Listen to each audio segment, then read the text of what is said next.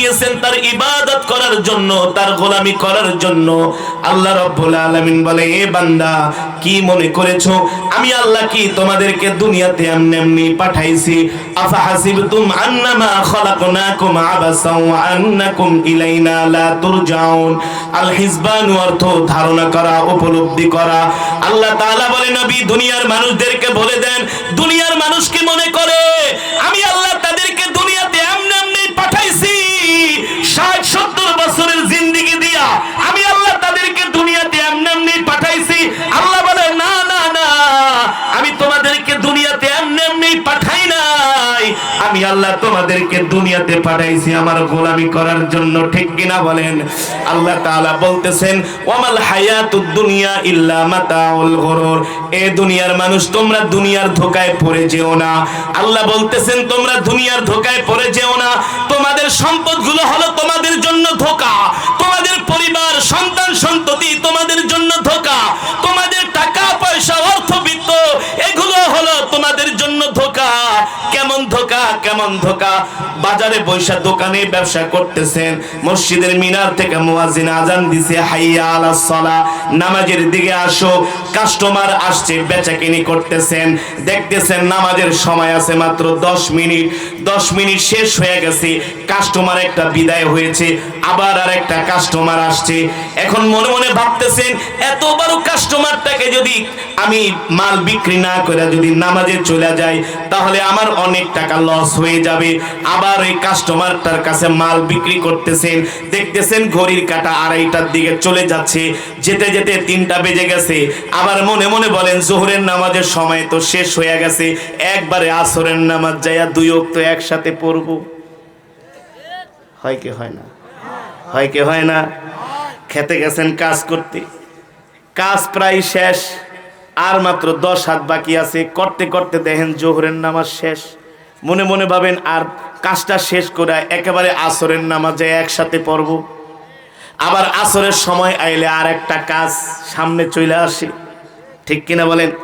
অফিসে বৈশা কাজ করতেছেন, নামাজের সময় হয়ে গেছে, এমন একজন লোক আপনার কাছে আসছে যার সাথে কথা না বললে আপনার ব্যবসার অনেক বড় লস হয়ে যাবে। আপনি আপনার ব্যবসাকে প্রাধান্য দিয়ে আল্লাহর হুকুমটাকে ছেড়ে দিচ্ছেন। এমন হয় কি হয় না? জোরে বলেন, হয় কি হয় না? আল্লাহ জানে কি জানে না? আল্লাহ এই কারণেই বলছি, ওয়ামাল হায়াতুদ দুনিয়া ইল্লা মাতাউল গুরুর। এ দুনিয়ার মানুষ, তোমরা দুনিয়ার ধোঁকায় পড়ো না। তোমাদের ব্যবসা, চাকরি বাকরি এগুলো সব হলো তোমাদের জন্য ধোঁকা। যদি তোমরা ধোঁকায় পড়ে যাও তাহলে ধোঁকা, আর যদি ধোঁকায় না পড়ো তাহলে এগুলো তোমাদের জন্য ইবাদত। ঠিক কিনা বলি? কিন্তু আমরা ম্যাক্সিমাম মানুষই তো ধোঁকায় পড়ে যাই। কিন্তু আমরা যদি মৃত্যুর কথা স্মরণ করতাম, আমরা যদি মরণের কথা স্মরণ করতাম, হায়রে আমি দুনিয়ার পিছনে ছুটতেছি, অর্থের পিছনে ছুটতেছি, টাকার পিছনে ছুটতেছি, অথচ এই দুনিয়া তো আমার আসল থাকার জায়গা নয়, এই দুনিয়া তো আমার আসল বাড়ি নয়। আমাদের আসল বাড়ি হলো জান্নাত। কোথায়? আর দুনিয়া মাজরাতুল আখিরা। এই দুনিয়ার জমিনে যদি আপনি আমি আল্লাহর ইবাদত না করি তাহলে তো জান্নাত পাবো? তাহলে তো জান্নাত পাবো না। এই কারণে তো আমাদেরকে দুনিয়াতে জান্নাত কামাই করতে হবে।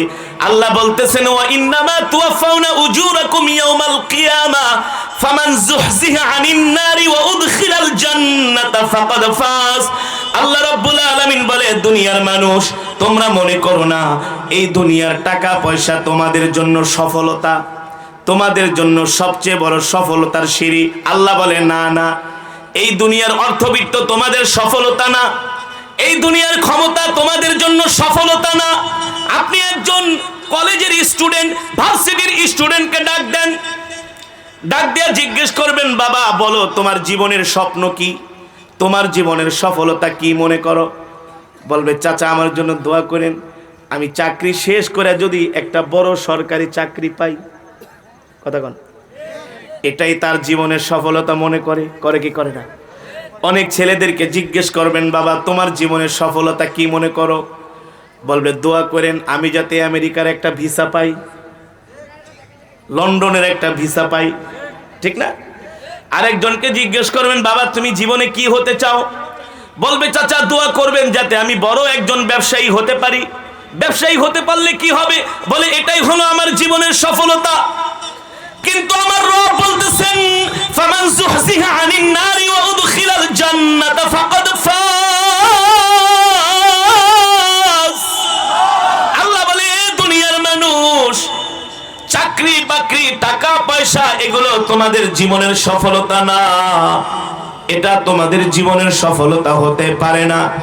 একজন মুসলমানের জীবনের সবচেয়ে বড় সফলতা হলো জাহান্নামের আগুন থেকে বেঁচে জান্নাতে প্রবেশ করা।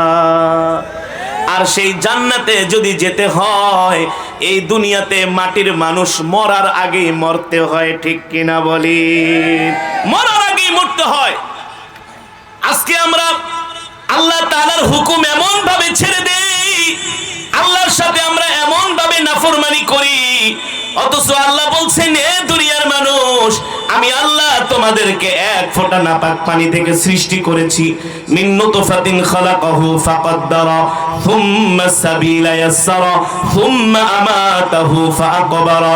আল্লাহ তাআলা বলেন তোমাদেরকে আমি এক ফোঁটা নাপাক পানি থেকে সৃষ্টি করেছি, এক ফোঁটা নাপাক পানি থেকে আমি তোমাদেরকে এত সুন্দর করে বানাইছি।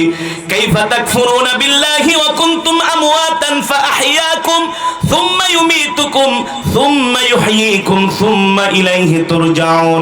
আল্লাহ রাব্বুল আলামিন বলে এ দুনিয়ার মানুষ তোমরা কিভাবে আল্লাহর সাথে নাফরমানি করো, অথচ তোমরা ছিল মৃত, তোমরা ছিলে মৃত। আমরা কি ছিলাম? মায়ের পেটে কি ছিলাম? মৃত ছিলাম না? অথচ দেখবেন কোন মানুষ মসজিদের মিনার থেকে আজান দিছে, ডাক দিবেন চাচা চলেন নামাজে যাই।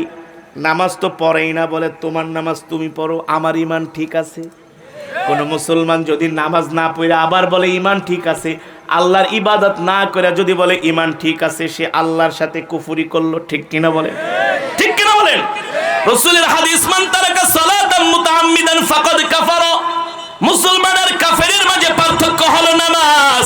আজকে আমরা এমন করে আল্লাহর হুকুম ছেড়ে দিচ্ছি, অথচ আল্লাহ বলতেছেন কাইফা তাকফুরুনা বিল্লাহ, এ বান্দা কেমন করে আমার সাথে তোরা নাফরমানি করস রে বান্দা, তোদের কোনো অস্তিত্ব ছিল না। এ বান্দা কিভাবে তোরা, আমি আল্লাহ তোদেরকে সৃষ্টি করেছি, কিভাবে তোরা বলস আমি আল্লাহ নাই? দুনিয়াতে এমন কিছু মুসলমান সন্তান আছে যারা নামে মুসলমান, যারা বলে দেয়ার ইজ নো গড, আল্লাহ বলতে কোনো শব্দ নাই। যারা নাস্তিক তারা আল্লাহকে মানে না, নাই আল্লাহকে মানে না। আমাদের দেশের একজন সন্তান ইউরোপে বসবাস করে, ছেলেটা বাংলাদেশে থাকতে অনেক ভালো ছিল, আপনারা দেখেছেন অনেকেই সোশ্যাল মিডিয়ার মাধ্যমে। আমেরিকায় যাওয়ার পরে 5 বছর পরে সে একটা ভিডিও পোস্ট করতেছে, ওই ভিডিওর মধ্যে আল্লাহ আল্লাহ রসুলকে অকাথ্য ভাষায় গালি দিচ্ছে। নাউজুবিল্লাহ বলেন। এমন নাস্তিক আছে কি আছে না? আছে কি আছে না? অথচ আল্লাহ বলছে কিভাবে তোরা আমার সাথে নাফরমানি করস, কুফরি করস। কাইফা তাকফুরুনা বিল্লাহ, আল্লাহ বলে কিভাবে নাফরমানি করস? আমি আল্লাহ তোকে সৃষ্টি করেছি, তোরা বলতেছস আল্লাহ বলতে কোনো শব্দ নাই, নবী বলতে কোনো শব্দ নাই। বলেন নাউজুবিল্লাহ। আল্লাহ তাআলা তাদেরকে উদ্দেশ্য করে বলতেছেন কাইফা তাকফুরুনা বিল্লাহি ওয়া কুনতুম আমওয়াতান ফাআহইয়াকুম, তোরা মৃত ছিলি, আমি আল্লাহ তোদের মায়ের পেট থেকে আবার জীবিত করেছি। সুম্মা ইউমীতুকুম, এ মনে করিস না মায়ের পেট থেকে আমি আল্লাহ তোদেরকে দুনিয়াতে পাঠাইছি, তোরা আর মরবি না, এমন না, এমন না। আমি আল্লাহ কারো বয়স 60 বছর, কারো বয়স 70 বছর, কারো বয়স 10 বছর।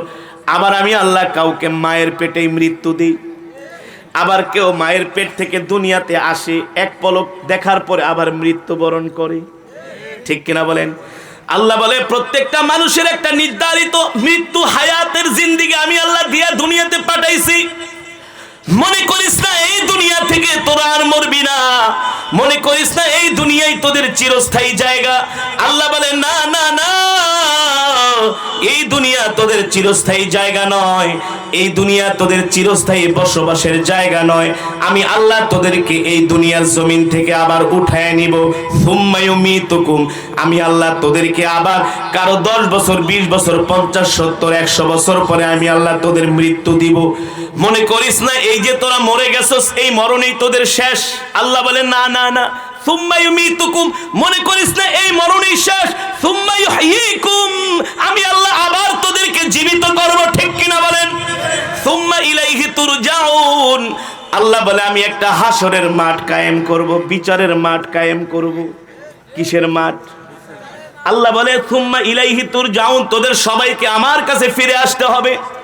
আমি আল্লাহ বিচারের মাঠ কায়েম করব, আমি আল্লাহ বিচারকের আসনে বসবো, আর প্রত্যেকটা মানুষকে আল্লাহর কাছে হিসাব দিতে হবে। তার হায়াতের জিন্দিগিটা কোন কাজে ব্যয় করছে, 60 বছর জীবনটা কোন কাজে কাটাইছো, ডাক্তার হয়েছো, ইঞ্জিনিয়ার হয়েছো, পাইলট হয়েছো, অনেক বড় ব্যবসায়ী হয়েছো, কিন্তু আল্লাহর কোরআন পড়ো নাই, আল্লাহর কাছে হিসাব দিতে হবে কি হবে না? জোরে বলেন, হবে কি হবে না? আল্লাহ রাব্বুল আলামিন বলেন, আমি যখন বিচারকের আসনে বসবো, এ দুনিয়ার মানুষ 60-70 বছরের জিন্দেগির হিসাব আমি আল্লাহ কড়াই গন্ডায় তোদের থেকে নিব। ওয়া কুল্লা ইনসানিন আলজামনাহু তাইরাহু ফি উনুকি ওয়া নুখরিজু লাহু ইয়াওমাল কিয়ামাতি কিতাবান ইয়ালকাহু মানশুরা ইকরা কিতাবাকা কাফা বিনাফসিকাল ইয়াওমা আলাইকা হাসিবা। আল্লাহ রাব্বুল আলামিন বলেন, প্রত্যেকের আমলনামা আমি আল্লাহ তাদের হাতে উঠাই দিব, প্রত্যেকের আমলনামা আমি আল্লাহ তাদের গলার মধ্যে ঝুলাই দিব। যখন তারা জান্নাতের দিকে যাওয়া শুরু করবে, ফেরেশতারা ডাক দিয়া বলবে, দাঁড়াও, তুমি যে জান্নাতে যাইতেছো কারণ কি? বলে আমি তো দুনিয়াতে অনেক বড় ঈমানদার ছিলাম, কোনোদিন মিছা কথা কই নাই, ওই জায়গাও ধোঁকাবাজি করবে। এবার আল্লাহ তাআলা বলবে, এবার তোমার আমলনামা তুমি নিজেই পড়ো, ইকরা কিতাবাক, আল্লাহ নির্দেশ দিবে তোমার আমলনামা তুমি নিজেই পড়ো। তখন দেখবে আমলনামার মধ্যে কোনো নামাজ নাই, কোনো রোজা নাই, কোনো কোরআন তেলাওয়াত নাই, আমলনামার ভিতরে শুধু বাংলা সিনেমা, ক্রিকেট খেলা, ফুটবল দেখা, আর মানুষের গীবত শেকায়েত করা, কোনোদিন মসজিদে যায় নামাজ পড়ে নাই, কোনোদিন ওয়াজ মাহফিলে আসে নাই। এমন মুসলমান আছে কি আছে না? আছে না? শুক্রবারের দিনেও মসজিদে যায় না, নাই? ঈদের নামাজও পড়ে না। আস্তাগফিরুল্লাহ। কেমনে তারা ভাত খায়, কেমনে তারা ঘুমায়, আল্লাহর হুকুম নামায় না? শুক্রবারের দিনও মসজিদে যায় না, ঈদের নামাজও পড়ে না, জীবনও কোনোদিন কোরআন তেলাওয়াত করে দেখে নাই। আছে না? অভাব নাই এই সমাজের মধ্যে, অভাব নাই, ঠিক কিনা বলেন? আমাদের উপরে গজব কেন আসবে না? আযাব কেন আসবে না? ভূমিকম্প কেন হবে না? বলেন কেন হবে না? মুসলমান যখন ফজরের নামাজ ছেড়ে দেয়, তখন মুসলমানের উপরে আযাব আসে। কি আসে? কোন নামাজ? কোন নামাজ? গত 3 দিন আগে আমি চাঁদপুরের এক মাহফিলে গিয়েছিলাম। যে মাহফিলের উদ্যোগে মাহফিল, যে মসজিদের উদ্যোগে মাহফিল, ওই মসজিদের ইমাম সাহেবকে জিজ্ঞেস করলাম, ইমাম সাহেব, আপনার মসজিদে জুমার নামাজে কয় কাতার মুসল্লি হয়? ইমাম সাহেব লাভ দিয়া দাঁড়ায় গেছে। হুজুর বলেন কি? আমার মুসল্লিরা খুব নামাজি, মাশাআল্লাহ। আপনি বলছেন জুমার নামাজে, আমার মসজিদের জুমার নামাজে কোনো কাতারই বাকি থাকে না, মসজিদের বারান্দায়ও দাঁড়ায়, ছাদেও দাঁড়ায়, মাঠেও দাঁড়ায়। আমি বলি মাশাআল্লাহ। আশেপাশের ইমাম সাহেবকে, হ্যাঁ হুজুর, জুমার নামাজে মুসল্লির অভাব নাই। ঠিক আছে, তা ফজরের নামাজে কয়জন হয়? কোন নামাজ? এই কথা বলেন, কোন নামাজ? কোন নামাজ? ফজর। এখন তার ইমাম সাহেব কথা বলে না, নিচের দিকে তাকায় আছে আর মুসকি মুসকি হাসে। আমি বললাম, হাসেন কেন? বলেন ফজরের নামাজে কয়জন হয়? বলে, হুজুর 80 ঘরে খাই। কয় ঘরে? কয় ঘরে খাই? 80 ঘর পর্যন্ত। আপনাদের দেশে কি ইমাম সাহেবদেরকে এক একদিন করে খাওয়ান না? খাওয়ান তো, মাশাআল্লাহ। বলে, হুজুর 80 ঘরে খাই, কিন্তু ফজরের নামাজে মুসল্লি হয় মাত্র 8 জন। কয়জন? কয়জন? একজন করেও যদি আসতো, তাহলে তো ফজরের নামাজে 80 জন মুসল্লি হইতো, ঠিক কিনা বলেন? আপনাদের এলাকায় ফজরের নামাজে কয়জন হয়? 6 জন, 7 জন, 8 জন। 6 জন 7 জন 8 জন, অথচ ওই মসজিদে কিন্তু জুমার নামাজে জায়গা দেওয়া, ঈদের নামাজে জায়গা দেওয়া। তা আল্লাহর কাছে কি হিসাব দিবেন বলেন? আল্লাহর কাছে আমরা কি হিসাব দিব বলেন? জুমার নামাজ যেমন পড়তে হবে, ফজরের নামাজও পড়তে হবে, ঠিক কিনা বলেন? জুমার নামাজে যেমন উপস্থিত হতে হয়, ফজরের নামাজেও আরো গুরুত্বের সাথে উপস্থিত হতে হয়, ঠিক না? আল্লাহ রাব্বুল আলামিন প্রত্যেকের আমলনামা গলার মধ্যে ঝুলিয়ে দেওয়া হবে, আর পড়বে। আল্লাহ বলবেন ইকরা কিতাবাক, এ বান্দা তুমি তোমার আমলনামা নিজেই পড়ো। যখন তার আমলনামা নিজেই পড়বে, তখন দেখবে আমলনামার ভিতরে ফজর নাই, যোহর নাই, আসর নাই, মাগরিব নাই, এশা নাই, কোরআন তেলাওয়াত নাই, আল্লাহর জিকির নাই, আল্লাহর হুকুম নাই, আল্লাহর বিধান নাই। তখন ওই জাহান্নামীরা জাহান্নামের দিকে তাকায়া বলবে ওয়ালাউ তারা ইদ ওয়াকিফু আলান নারি ফাকালু ইয়া লাইতানা নুরাদ্দু ওয়ালা নুকাযযিবা বিআয়াতি রাব্বিনা ওয়া নাকুনা মিনাল মুমিনিন। আল্লাহ ও মালিক, বুঝতে পারি নাই আল্লাহ, অনেক নাফরমানি করছি, আরেকবার আমাদেরকে সুযোগ দেন, আরেকবার দুনিয়াতে পাঠান, এবার দুনিয়াতে যায়া আর কোন নাফরমানি করব না। আল্লাহ তাআলা ফেরেশতাদেরকে নির্দেশ দিবে, ফেরেশতারা এই জাহান্নামীদেরকে ধইরা ধইরা জাহান্নামের দিকে নিয়ে যাও। ওয়াসিকাল্লাযীনা কাফারু ইলা জাহান্নাম যুমারা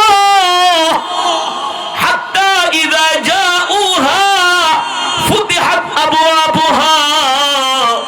যখন জাহান্নামীদেরকে পিটায়া পিটায়া জাহান্নামের দিকে নিয়ে যাওয়া হবে, জাহান্নামের গর্জন দেখা তারা ভয়ে কান্না করতে শুরু করবে। যখন তারা এমন ভাবে কান্না করবে, ফেরেশতারা ছাড়বে না, পিটাতে পিটাতে জাহান্নামের দিকে নিয়ে যাবে। যখন জাহান্নামের দিকে নিয়ে যাবে, তখন ওই জাহান্নামের যারা প্রহরী ফেরেশতা তারা বলবে, দুনিয়ার মানুষ তোমরা এই জাহান্নামের কাছে কেন আসছো? তোমরা কেন জাহান্নামী হইলারে? আরে তোমরা কি জানো না এই জাহান্নামের ভয়াবহতা সম্বন্ধে? কি তোমরা আগে জানতা না? ওয়ালিল্লাযীনা কাফারু বিরাব্বিহিম আযাবু জাহান্নাম ওয়া বিসাল মাসীর ইযা উলকু ফিহা সামিউ লাহা শাহীকান ওয়া হিয়া তাফুর তাকাদু তামাইয়াজু মিনাল গায়জ কুল্লামা উলকিয়া ফিহা ফাওজুন সালাহুম খাযানাতুহা আলাম ইয়াতিকুম নাযীর ক্বালু বালা ক্বাদ জাআনা নাযীর। ফেরেশতারা বলবে, তোমাদের কাছে কি কোন নবী যায় নাই বলে গিয়েছিল? তোমাদের কাছে কি কোন আলেম ওলামারা যায় নাই বলে গিয়েছিল? তাহলে তোমরা কেন জাহান্নামী হলা? তোমাদেরকে কি জাহান্নামের ভয়াবহতা সম্বন্ধে বলা হয় নাই? বলবে হ্যাঁ, জাহান্নামের আগুন সম্বন্ধে আমাদেরকে বলা হয়েছে, জাহান্নামের আযাব সম্বন্ধে আমাদেরকে সতর্ক করা হয়েছে। জাহান্নামের আযাব আমাদের সামনে কোরআন হাদিস থেকে বয়ান করেছে যে জাহান্নামের ভিতরে এমন আযাব হবে, এমন ভয়াবহ শাস্তি হবে। তোমরা কেন তাহলে আলেমদের কথা বিশ্বাস করলা না? তারা বলবে ফাকাযযাবনা ওয়া কুলনা মা নাযালাল্লাহু মিন শাই ইন আনতুম ইল্লা ফি দালালিন কাবীর। আমরা যখন হুজুররা এই বয়ান করত, যখন পয়গম্বররা আমাদেরকে জাহান্নামের ভয় সম্বন্ধে আলোচনা করত, তখন আমরা এগুলাকে মিথ্যা মনে করতাম। আমরা মনে করতাম এই সমস্ত আযাব গজব কিছুই কবরের মধ্যে হবে না। তারা আমাদেরকে ভয় দেখাচ্ছে, দুনিয়ার শান্তি নষ্ট করার জন্য তারা আমাদেরকে বিভ্রান্ত করতেছে। হায় রে, আমরা যদি ওই সময় আলেম ওলামাদের কথা শুনতাম, আমরা যদি পয়গম্বরদের কথা শুনতাম, আমরা যদি নেককার মানুষদের কথা শুনতাম, তাহলে আজকে আমাদেরকে জাহান্নামের আগুনে জ্বলতে হতো না। এই কথা বলে তারা বিলাপ করতে থাকবে, চিৎকার করতে থাকবে। আল্লাহ তাআলা নির্দেশ দিবে, ফেরেশতারা এই সমস্ত অপরাধীদেরকে ধরে ধরে জাহান্নামের মধ্যে ফেলে দাও। যখন জাহান্নামের মধ্যে ফেলে দেওয়া হবে, তারা নিজেদেরকে এত বেশি অসহায় মনে করবে, এমন করে চিৎকার করবে, কান্না করবে। সাহাবায়ে কেরাম বলে, ওগো আল্লাহর নবী, এমন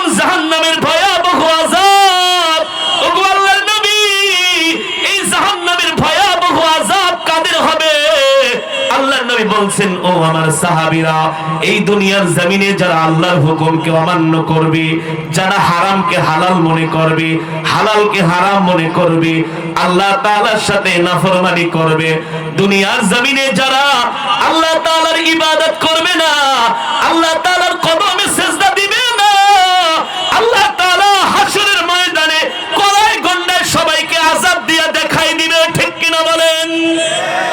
মুসলমান, কেমন ভয়াবহ আযাব হবে। তুরস্কে মাত্র ৪৫ সেকেন্ডের ভূমিকম্পে পুরা তুরস্কটাকে আল্লাহ মেচাকার কইরা দিছে। কয় সেকেন্ডের? মাত্র ৪৫ সেকেন্ডের ভূমিকম্পে তুরস্কের 10টা শহর শেষ। আল্লাহ কোরআনের মধ্যে বলছেন, ইদা জুলজিলাতিল আরদু জিলজালাহা, ভূমিকম্পের নামে একটা সূরাই নাজিল হয়েছে। এ বাবা, আল্লাহ যখন ধরবে নাফরমানির কারণে, আল্লাহ কিন্তু কাউকে ছাড়বে না। ছাড়বে? তুরস্কে এতগুলো মানুষ মরতো না যদি তারা ফজরের নামাজ পড়ার জন্য উঠতো। হ্যাঁ, যদি তারা ফজরের নামাজ পড়ার জন্য উঠতো, এতগুলো মানুষ ভূমিকম্পে মারা যেত না। আজকে শুধু বাংলাদেশে না, সারা পৃথিবীতে মুসলমানদের একই অবস্থা। সারা পৃথিবীতে মুসলমান এখন আর ফজরের নামাজ পড়ে না, এশারের নামাজ পড়ে না। মুসলমান মাসে 4 দিন মসজিদে দেয়, বছরে 2 দিন মসজিদে যায়। ঠিক কিনা বলেন? এছাড়া আর মুসলমান মসজিদে যেতে চায় না। আল্লাহ বলে, বান্দারে, কবরের পরে তো তোদের আযাব আছেই আছে, আমার সাথে নাফরমানি করার কারণে, আমার হুকুম না মানার কারণে। আর যদি বেশি নাফরমানি করোস, আমি আল্লাহ দুনিয়াতেই তোদেরকে এমন আযাব দিব, যেই আযাব আমি আল্লাহ তোদের পূর্ববর্তীদেরকেও দিয়েছি। আর আমি আল্লাহ যখন আযাব শুরু করে দিব, পৃথিবীর কোন রাজা বাদশা তোদেরকে বাঁচাতে পারবে না। ঠিক কিনা বলেন? কোন রাজা বাদশা বাঁচাতে পারবে? টেলিভিশনে অ্যাড দেয় যে জিপিএস, ইস্পাত, বিএসআরএম রড দিয়া বাড়ি করেন, তাহলে ভূমিকম্পের কোনো ঝুঁকি নাই। এগুলো হচ্ছে ডাহা মিছা কথা। ঠিক কিনা বলেন? এগুলো মানুষকে ধোঁকা দেয়, মানুষকে বিভ্রান্ত করে। আরে তুমি আর বাংলাদেশের কি একেবারে বিল্ডিং বানায় ফাটায় ফালাইবা? তোমার আর কি রড আছে? তোমার চাইতে তুরস্কে আরো বড় বড় ইঞ্জিনিয়ার আছে। তোমাদের চাইতে তুরস্কের মানুষ আরো বেশি উন্নত। তারা হাজার হাজার বছর এই পৃথিবী শাসন করছে। যেই শহরগুলো মাটির মধ্যে একেবারে ধসে গেছে, চিৎকার হয়ে পড়ে নাই, একেবারে কি হয়েছে দেখেছেন না? একেবারে ধসে গেছে। এই শহরগুলো দেখেছেন? দেখলে আপনার মাথা নষ্ট হয়ে যাবে। এত সুন্দর গুছালো, এত সুন্দর প্ল্যানিং করা, এত সুন্দর সাজানো। সে আগের শহর। উসমানীয় খেলাফত তো 2 দিনের না, তারা এই সারা পৃথিবী শাসন করেছে। যে শহরগুলো ধসে গেছে, এই শহরগুলো ঢাকার যে উত্তরা, ধানমন্ডি, গুলশান, এর চাইতে আরো বহুগুণ উন্নত শহর, বহুগুণ। সব বিল্ডিং গুলো, এক একটা বিল্ডিং এর শৈল্পিক নান্দনিক ডিজাইন দেখলে বোঝা যায় যে কতটা শক্তিশালী বিল্ডিং ছিল, কত ভালো করে তারা বানিয়েছে। আসলে আল্লাহর আযাবের কাছে দুনিয়ার ইঞ্জিনিয়ারের কোনো প্ল্যানই না। ঠিক কিনা বলেন? দুনিয়ার ইঞ্জিনিয়ারদের কোনো প্ল্যানে কাজ হবে? কারণ এই দুনিয়া তো চলে আল্লাহর কথায়, পৃথিবীর কোনো রাজা বাদশার কথায় চলে না। এখন বলতেছে যে তোমাদেরকে ভূমিকম্প থেকে বাঁচানোর জন্য মোবাইলের মধ্যে অ্যালার্ম বাজবো। কি বাজবো? এই সমস্ত কথা হলো মানুষকে ধোঁকা দেওয়া, আর কিছুই না। আল্লাহ বলে, আমার হুকুম মানবি না, কবরে তো আযাব আছেই। শেষ বিচার বিশ্বাস করেন না? আখিরাত বিশ্বাস করেন? আখিরাত যদি বিশ্বাস না করেন, তাহলে আপনি কাফের, আপনার ঈমানই নাই। আমরা যদি আখিরাত বিশ্বাস না করি, আমাদের ঈমানই নাই। কেউ যদি মনে করে দূর হুজুর এগুলো আমাদেরকে শুধু শুনে টুনে মাথা নষ্ট করি, আমাদের বিলাসী জীবনটাকে নষ্ট করতে চাই। আমরা চাই দুনিয়াতে আসছি একটু আরাম আয়েশ করবো, খাবো দাবো, ফুর্তি করব। কখন মরে যাই, খাও দাও, ফুর্তি করো, দুনিয়াটা মস্ত বড়। এই কোয়ালিটির কিছু মানুষ এই জমিনে আছে কি আছে না? আপনি সিগারেট খান না, জোর করে ধরে, আরে খান না বিয়ে, আমি তো নামাজ পড়ি। আরে দূর মিয়া, কি হয়েছে আজকে একটা খান, আরে 2টা টান মারেন। বলে কি বলে না? আরে কয়দিনের দুনিয়া, যে কোনো সময় মরে যেতে পারে, আরে খাও না। ইউরোপ আমেরিকাতে এমনও বাংলাদেশি ছেলে আছে যারা বাংলাদেশে থাকতে 5 ওয়াক্ত নামাজ পড়তো। ইউরোপ আমেরিকায় যে তারা ওই দেশের কালচার সংস্কৃতির সাথে মিশা তারা নামাজ কালাম সব ছাইড়া দিছে। এমন পার্সেন্টই বেশি। এখন তাদের থিওরি হয়ে গেছে দুনিয়াতে আর কয়দিন বাঁচবো, একটু আরামায়েশ করে ফুর্তি টুর্তি করে মরি। ভালোর সংখ্যাও আছে ইল্লা মাশাল, তবে ভালোর সংখ্যা কম, খারাপের সংখ্যাই বেশি। এ কারণে মুসলমান আল্লাহ কি বলতেছেন, সাবধান, দুনিয়াতে আমার নাফরমানি করিস না। আমার নাফরমানি করে কিন্তু ফেরাউন টিকতে পারে নাই। টিকতে পেরেছে? সাদ্দাত বেহেশত বানাইছিল, সাদ্দাত বেহেশত বানাইছিল, আল্লাহ ওই সাদ্দাতকে বেহেশতের মধ্যে থাকারও সুযোগ দেয় নাই। ঠিক কিনা বলেন? সাদ্দাত বেহেশত বানায়া বেহেশতের মধ্যে ঢুকবে, ওই জামানার যত সুন্দরী রানী রমণী ছিল সবগুলাকে বেহেশতের মধ্যে ঢুকাইছে সাদ্দাতের বেহেশতে। এই যে আল্লাহ জান্নাতের মধ্যে হুর রাখবেন, এ কারণে এমন সুন্দরী সুন্দরী মহিলাদেরকে সাদ্দাত ওর বেহেশতে ঢুকাইছে। সাদ্দাত কেবল বেহেশত বানায়া বেহেশতের মধ্যে পা দিবে, এক পা দিছে আর এক পা দিবে, পিছন থেকে যায় মালাকুল মউত আজরাইল তার জামার কালারে ধরছে। সাদ্দাত বলে, কার এত বড় সাহস, বেহেশত বানাইলাম এখন ঢুকবো, কে তুমি পিছন থেকে আমাকে বাধা দিচ্ছ? মালাকুল মউত বলে, আমি আজরাইল। আমি কি? তোর সময় শেষ, তোর সময় শেষ। আরে তোর মতো সাদ্দাত, আরে ফেরাউন হামান কারণেই আল্লাহ ছাড়ে নাই, আর তোকে ছাড়বে? আপনারা কারুনের নাম শুনছেন, কারণ আল্লাহর এমন অবাধ্য ছিল। কারুনের বাড়ি কিন্তু মিশরে। কোথায়? কোথায়? মিশরে। কারুনকে আল্লাহ এত সম্পদ দিছিলেন, কারুনের যেই তালা চাবি ছিল, চাবিগুলো বহন করার জন্য 70টার উপরে তার উট ভর্তি কাফেলা ছিল। 70টা উট দিয়া কারুনের ওই তালা খোলার জন্য যে চাবিগুলো ছিল, সেই চাবিগুলো নেওয়া হতো 70টা উট দিয়া। এবার চিন্তা করেন কত সম্পদ ছিল কারুনের। কারুনের আল্লাহ তাআলার হুকুম অমান্য করার কারণে 80 কিলোমিটার জায়গা নিয়ে, কত কিলোমিটার? 80 কিলোমিটার জায়গা নিয়ে কারুনের যত সম্পদ ছিল, অর্থ ছিল, সব সহ আল্লাহ কারুনকে মাটির মধ্যে ধসায় দিছে। আজও পর্যন্ত সেই নিদর্শন মিশরে আছে, আজও পর্যন্ত আছে। এ কারণে বাবারে, সম্পদের গরম দেখায়েন না, অর্থের গরম দেখায়েন না, ক্ষমতার দাপট দেখায়েন না। মাটির মানুষ মাটিতেই যেতে হবে, মাটির মানুষ মাটিতেই যেতে হবে। এই কথাগুলো আমাদের বুঝতে হবে, এই কথাগুলো আমাদের বোঝা দরকার। যে কোনো সময় মালাকুল মউত চলে আসতে পারে, মৃত্যু চলে আসতে পারে। এ কারণে সদা সর্বদা আমাদের মৃত্যুর জন্য তৈয়ার থাকতে হবে, প্রস্তুত থাকতে হবে। ঠিক কিনা বলেন? কেমন প্রস্তুত? সব সময় আমাদেরকে ইবাদতের মধ্যে মশগুল থাকতে হবে, সব সময় আমাদেরকে অজু অবস্থায় থাকতে হবে। কোরআন সময় পেলে কোরআন তেলাওয়াত নিয়ে, কোরআন নিয়ে বসে বসে কোরআন তেলাওয়াত করতে হবে, জিকির করতে হবে। কারণ মালাকুল মউত আপনাকে আমাকে এসে যদি কোনো গুনাহ অবস্থায় পায়, কোনো হারাম কাজ অবস্থায় পায়, তাহলে আমাদের কোনো উপায় আছে? জোরে বলেন, উপায় আছে? উপায় নাই। এ কারণে আমরা সদা সর্বদা মৃত্যুর কথা স্মরণ করব। আল্লাহর নবী বলেন, এ সাহাবীরা, আমার উম্মতকে বলে দিও, আমার উম্মত যাতে করে বেশি বেশি মৃত্যুর কথা স্মরণ করে।